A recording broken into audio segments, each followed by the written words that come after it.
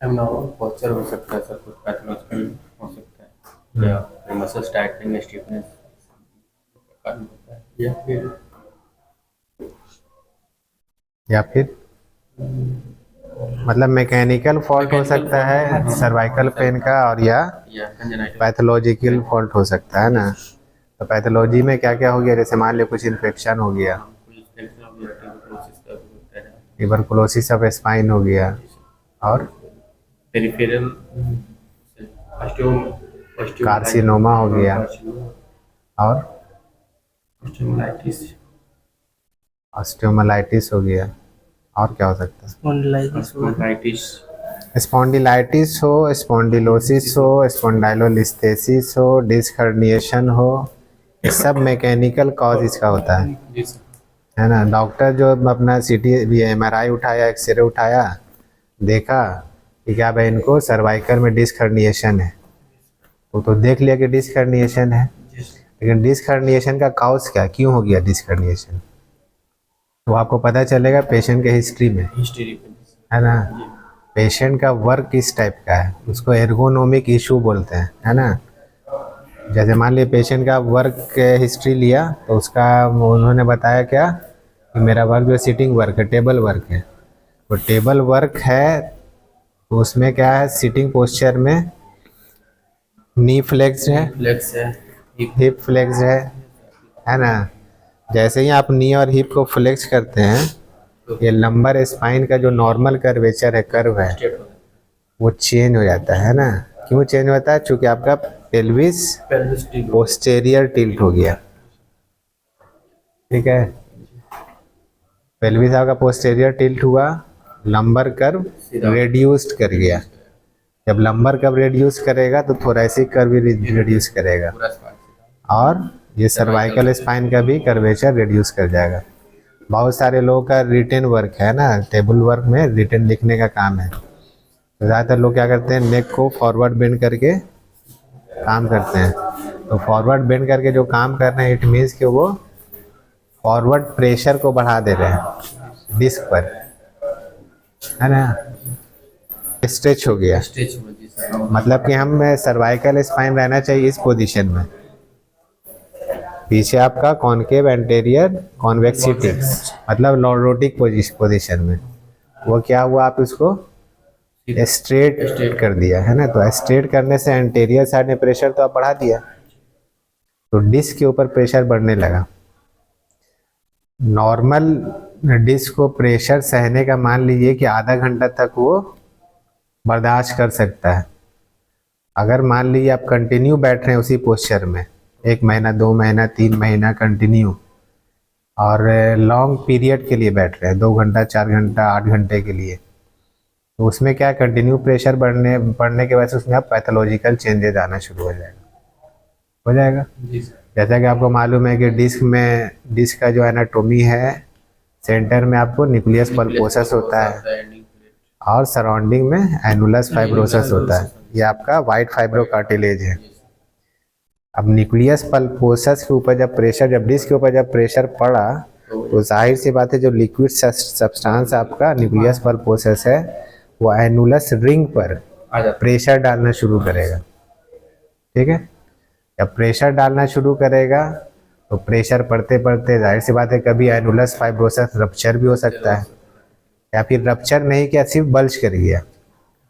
तो बल्ज करता है वो जनरली आपको बायलैटरल साइड, है ना, बायलैटरल साइड, या फिर पोस्टीरियर साइड। आगे कम चांसेस होता है, क्योंकि आप आगे से तो प्रेशर डाल ही रहे हैं, तो पोस्टीरियर बल्ज करेगा वो। अब पोस्टीरियर जो बल्ज करता है, तो पोस्टीरियर में आपको क्या है, लॉन्गिट्यूडनल, पोस्टीरियर लॉन्गिट्यूडनल लिगामेंट है, जो कि उसको पोस्टीरियर निकलने से रोकता है। तो वो क्या करता है, लैटरली निकल जाता है फिर, जी सर, दोनों साइड। और लैटरल जो निकलता है तो वहाँ पर आपको फोरामेन से स्पाइनल नर्व निकला वहाँ कंप्रेस करने लगता है ना, स्पाइनल नर्व निकला। वो स्पाइनल नर्व मान लिया सर्वाइकल में है, तो निकल करके पूरे लिम्ब में गया है, मतलब अपर लिम्ब में, है ना। जी। अब यहाँ इनका रूट यहाँ है, लेकिन पेशेंट आया कंप्लेन कर रहा है, सर हमको हाथ में झिनझिनाहट है, हाथ में पेन है, मेरा उंगली सुन्न हो गया है ना, ब्लंट हो गया है, इसको पैरेस्थीसिया बोलते हैं। या फिर हमको यहाँ से पेन शुरू होता है, पूरे हाथ तक जाता है। हाथ में जाता है। और ज़्यादा एक्सट्रीम होता है तो पेशेंट क्या बताता है आपको?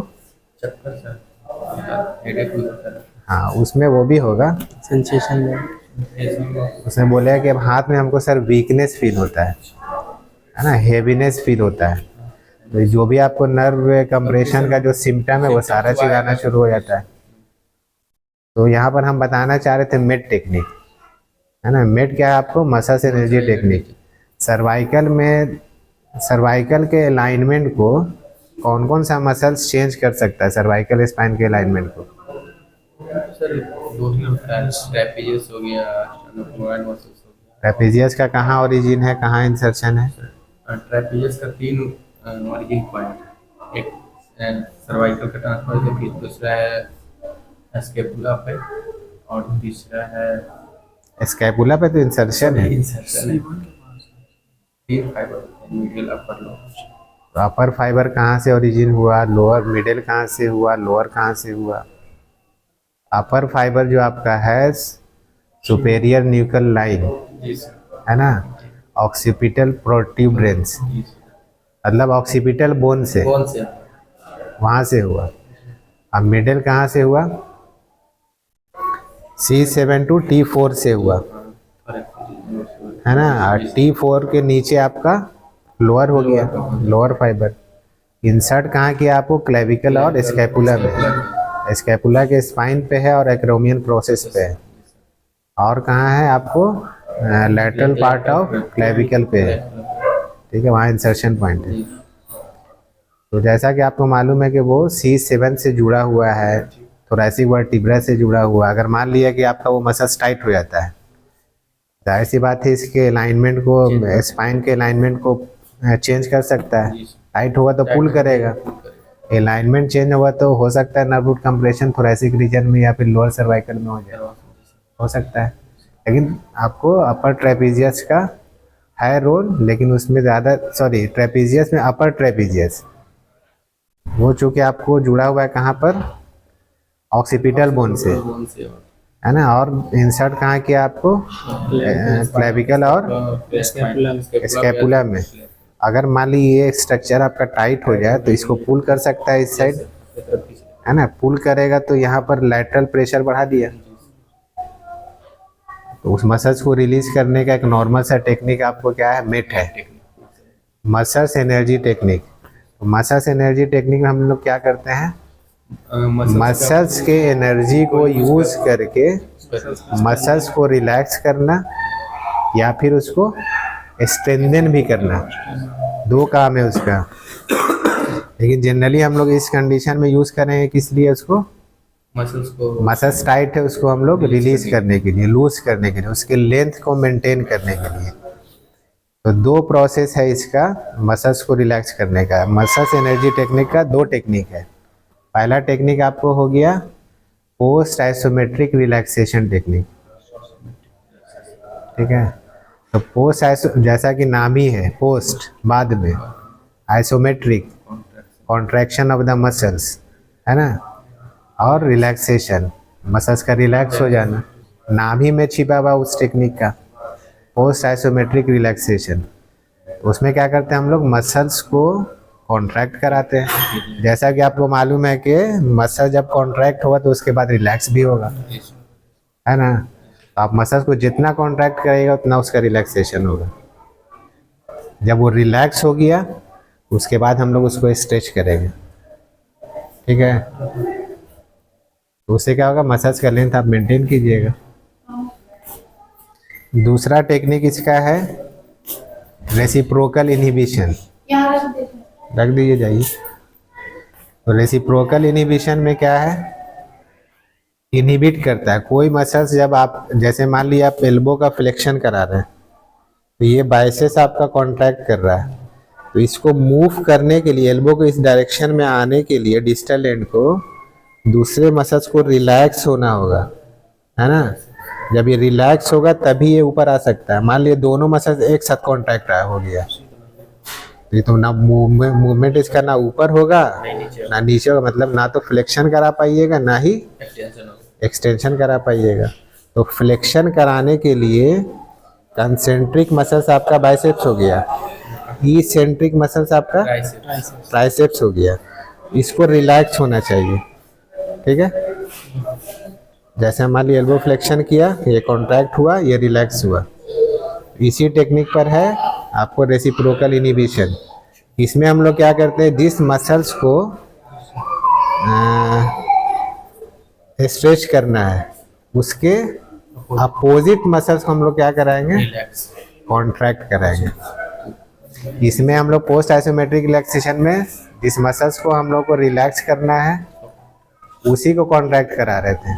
ठीक है, लेकिन इस टेक्निक में हम लोग क्या करेंगे, उसके अपोजिट मसल्स को कॉन्ट्रैक्ट कराएंगे। जैसा कि हमको मालूम है कि रेसिप्रोकल इनिबिशन में इसेंट्रिक मसल्स रिलैक्स होता है और कंसेंट्रिक मसल्स कॉन्ट्रैक्ट हो रहा है। तो हम इस मसल्स ट्राइसेप्स को मान लीजिए हम लोग लेन देन करना है, तो बाइसेप्स को आइसोमेट्रिक कॉन्ट्रैक्शन कराएंगे। ठीक है, जितना इसको आइसोमेट्रिक कॉन्ट्रैक्शन कराएंगे वो उतना इसका रिलैक्सेशन होगा। उसके बाद फिर हम लोग इसको फ्लेक्स करेंगे, स्ट्रेच करेंगे। एल्बो का फ्लेक्शन करेंगे तो ट्राइसेप्स आपका स्ट्रेच होगा। ये टेक्निक हुआ आपको पोस्ट आइसोमेट्रिक, सॉरी ये रेसिप्रोकल इनिबिशन। तो रेसिप्रोकल इनिबिशन का मतलब हुआ कि किसी मसल्स को कॉन्ट्रैक्ट कराने के लिए अपोजिट साइड ऑफ मसल्स को रिलैक्स होना ज़रूरी है, तभी ये आप मूवमेंट करा सकते हैं। अगर नहीं ये हो पा रहा है तो मूवमेंट ही नहीं होगा। तो नेचर ने क्या किया, उसको एक मसल्स को बोला कॉन्ट्रैक्ट हो तो दूसरे मसल्स को बोला तुम रिलैक्स हो जाओ। तो कॉन्ट्रैक्ट जो हो रहा है मसल्स को जितना कॉन्ट्रैक्शन कराइएगा अपोजिट मसल उसका रिलैक्स होगा। उसके बाद उसको स्ट्रेच कीजिए। नॉर्मल स्ट्रेचिंग भी कर सकते हैं। मान लीजिए बाइसेप्स को स्ट्रेच करना है जरा जी, तो Sir, what is the process of muscles? वही प्रोसेस ही तो